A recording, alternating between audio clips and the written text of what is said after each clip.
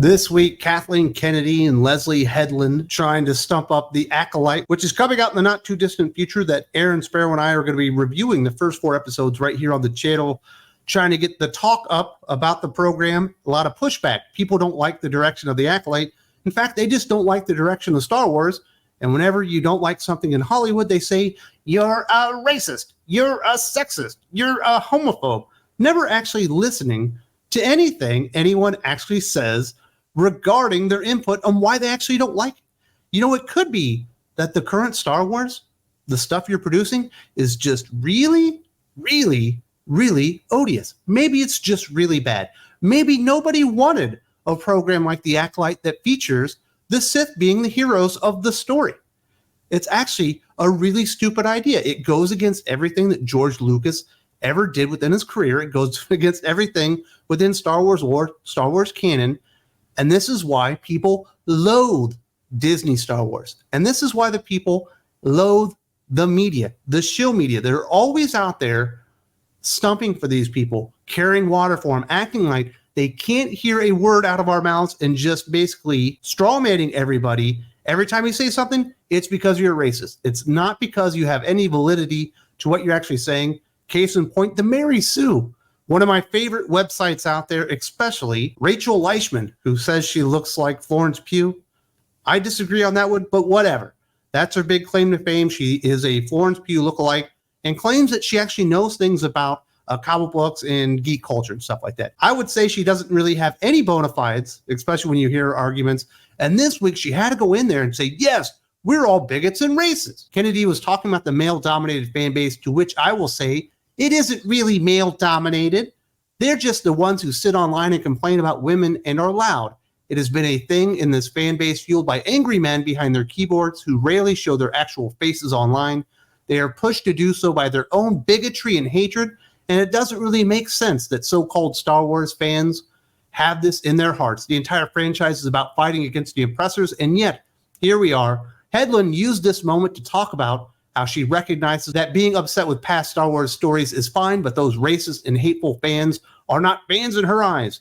But the big problem is, you can lay out all of your issues with Star Wars, and it doesn't matter what you say, it makes you racist or sexist. Here's the thing. It is a male-dominated fan base, and it always has been. It is a male franchise. The numbers are always going to be over 65%. That's just the way it is. That doesn't mean there aren't female Star Wars fans. There certainly are. There have always been female Star Wars fans, but it is a franchise that is mostly geared towards young men, young boys, things of that nature. I think we can all agree on that one. Just like Barbie isn't a male-dominated franchise, that's a female-dominated franchise. It's something that's always leaned towards females, girl fans. That doesn't mean there are no boys that don't like Barbie. That doesn't mean there aren't boys that play with Barbies. There certainly are, but it's made for girls. Star Wars has always been made for men, and it is a male franchise, whatever Rachel, the Florence Pugh of the Mary Sue wants to say or whatever. Here's why people get so upset. It's not because all of a sudden there are women in Star Wars. There's always been women in Star Wars. It's not because all of a sudden there's a black male lead in Star Wars. There've always been black male leads in Star Wars, at least since the second movie. It's because people have invested like almost their entire lives into being Star Wars fans. I'm one of those people. I grew up with Star Wars. And guess what? Disney Star Wars sucks. And I've explained it time and time and time again. It's not because I'm sexist. It's not because I'm racist. It's not because I'm a homophobe. It's because I actually love Star Wars. I like the universe that George Lucas built. I like what Star Wars stands for. The movies are fantastic. The extended universe is just as good. The comic books were always good. And then when Disney bought it, everything changed. It stopped being Star Wars. They decided they needed to turn Star Wars into a new princess brand. And it never made sense for the franchise because it is male dominated, and it has ruined the brand across the board. You couldn't sell Lucasfilm back to George Lucas for as much as Disney bought it from him, because Disney have devalued the brand to such a degree that it's not even a guaranteed moneymaker anymore. That's the state of things, and that's what happened to Star Wars. She continues. The reality is that people just want to hate and scream when they're not watching the story with a white, straight man at the center of it. They cite their love of Princess Leia as a reason they aren't sexist, or their love of Lando as an excuse for racism. but then they complain about characters like Rey or Finn existing in the franchise. Why? Because they don't have a white man to see themselves in, so they feel they need to be gross about it. I've heard a lot of people lay out their reasons for not liking Rey. I've heard a lot of people lay out the reasons for not liking what happened with Finn. None of them seem to happen to be about the gender of the character or the race of the character. It's actually the storytelling that has actually turned people off to Rey and Finn. Specifically Rey, she is an ungodly Mary Sue. She's literally never failed at anything in the entire Star Wars franchise. Go watch those 3 movies. Tell me when she was even challenged. The first time she ever picked up a lightsaber, no training whatsoever, she literally slices a borderline Sith Lord and like down the back and almost butterflies him like a pork chop with fucking ease after Finn got completely destroyed himself. That's what happened within that story. She's never challenged in the book. She's not a protagonist you want to go on an adventure with because you know she'll never lose. Star Wars is a male franchise. Guys don't like heroes like that. Guys like to see their heroes lose a little bit. Guys like to see their heroes overcome obstacles. Women, a different audience, don't exactly like that. The character Finn, people don't dislike Finn or even the idea of Finn or the fact that he's a black man playing the Finn character. That's not the issue with Finn. They fucked up the story. The idea of a stormtrooper who had second thoughts, decided he didn't want to go along with the First Order, turns his back on them and joins the resistance is fucking cool. That's actually quite awesome. And if you look at the original trailers and marketing and stuff like that, it appeared that Finn was likely to have some type of force powers, which would have been really cool. First time he picks up a lightsaber, he almost gets murdered by Kylo Ren. He's actually the one that got butterflied like a pork chop. Rey just kicked Kylo Ren's ass, even though he'd been training to be a Jedi and then a Sith his entire life. The reason Finn sucks as a character isn't because he's not a good character or there wasn't potential there. It's because they treated him like a joke, like a second-class citizen in the story in the purpose of raising up Rey. The next time we see the dude, after that big ending, is on the ship where he's like, comes out of the back to tank and he's got like fucking tubes flying everywhere and he was just a punchline for the entirety of the next 2 movies. A cool character concept never fulfilled.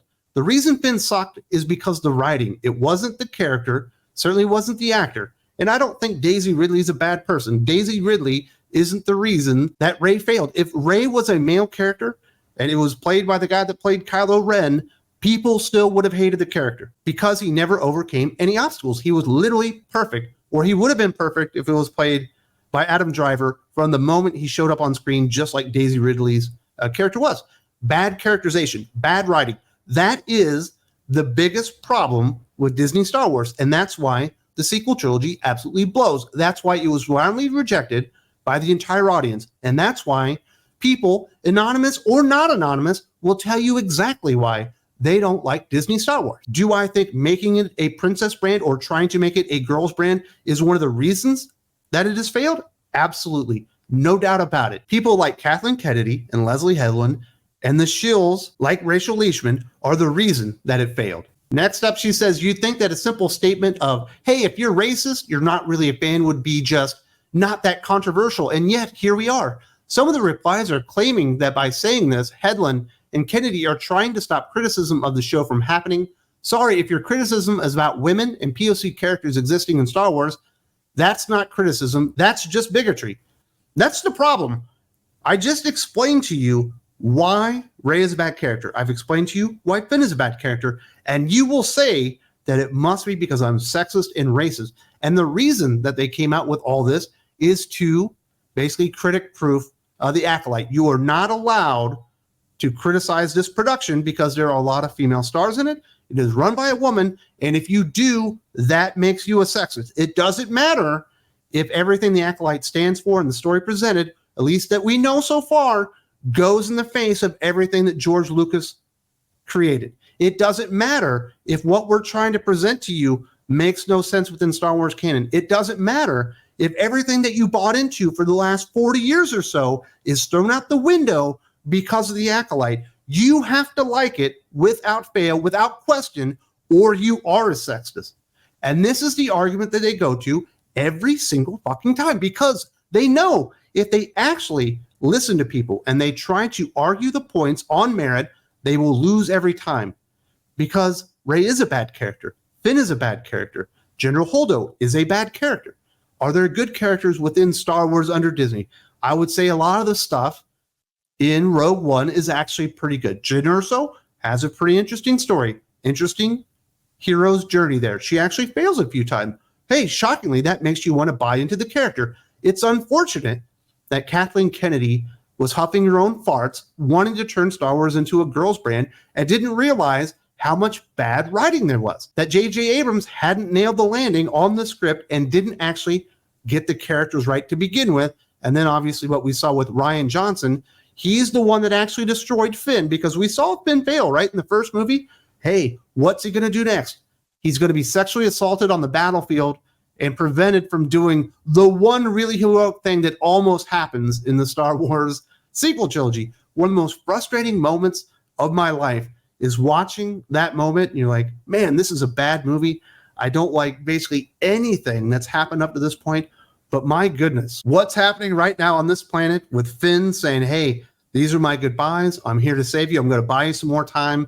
And I'm going to make the ultimate sacrifice. And you're like, man, I think they should have done something more with this character. I think there was a better story to tell. But my goodness, he's actually going to get an ending.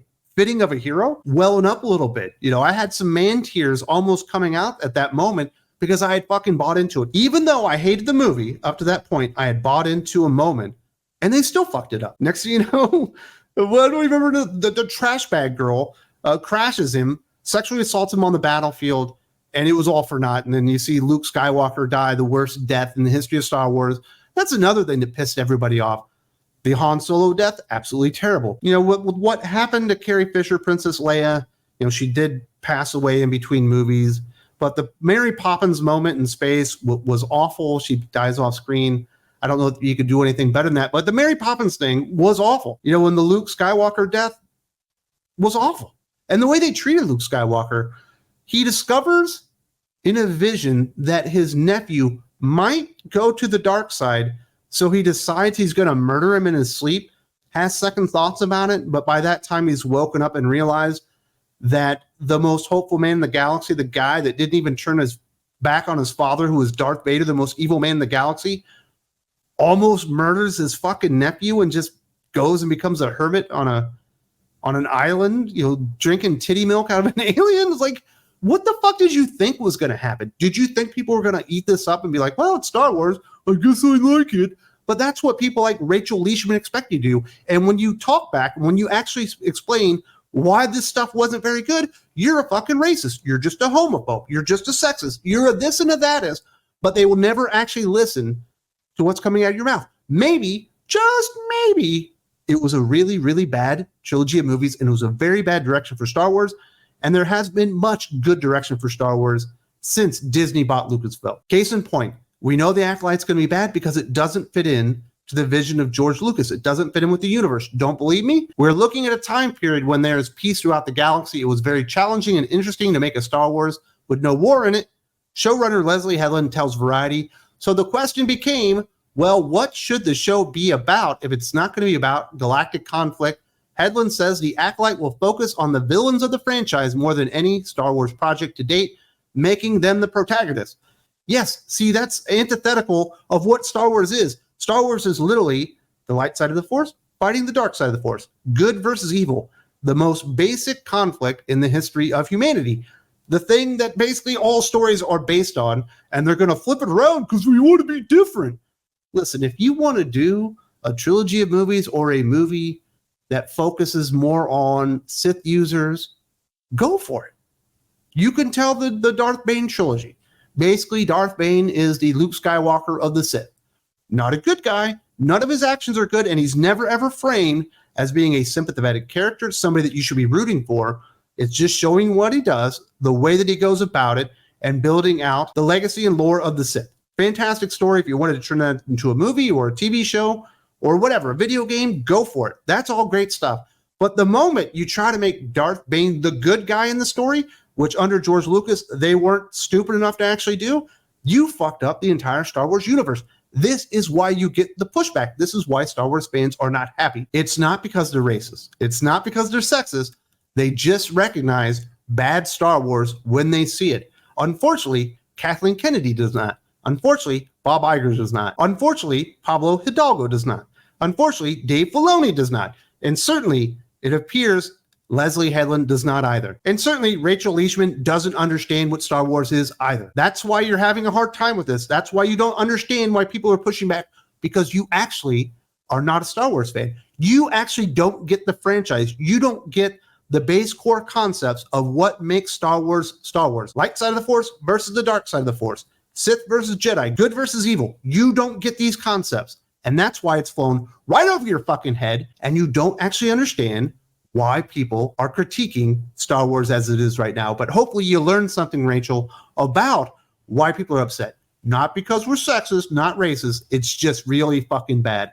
If you would like more conversations around geek culture, specifically comic books in general, and you haven't checked out Thinking Critical Patreon, if you like what we're doing here and you want to support us there, we give you lots of podcasts featuring your favorite guests here on the channel, and certainly a whole helping of me every single day, basically, where we put out new podcasts. If you haven't checked out the Patreon, there's a link in the video description.